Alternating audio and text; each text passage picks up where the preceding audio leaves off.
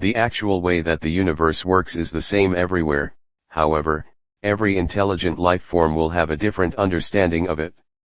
Not only have our laws of physics changed over time, even today, different people have different interpretations of how things work. The more advanced a civilization becomes, the closer their model of reality will match the actual universe. While eventually any two independently developed set of laws of physics should converge, their current similarity will depend both on how different they were to start with and how much progress has been made. We don't understand how gravity works. We understand the effects. It is an attractive force in 3 dimensions. The fabric analogy is a tool to help us visualize what is happening. Space-time is not real. It is a tool to help us figure out reality. We say gravity bends space-time because we can understand that. In reality, nothing is bent, there is no fabric, and so far as we have discovered, there is no actual entity that we call time.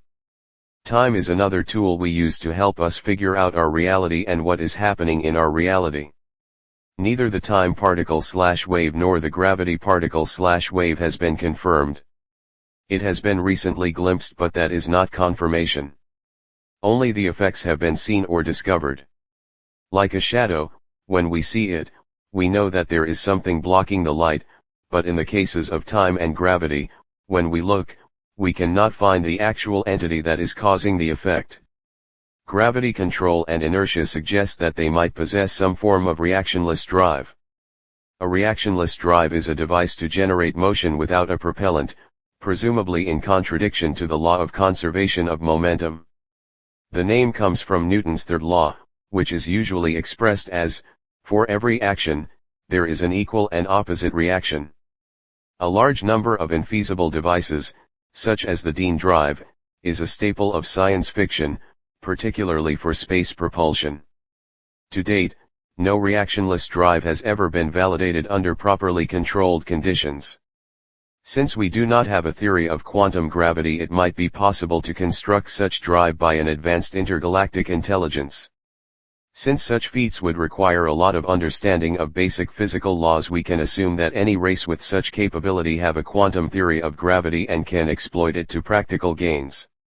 Having control over gravity permits interesting industrial processes to become possible.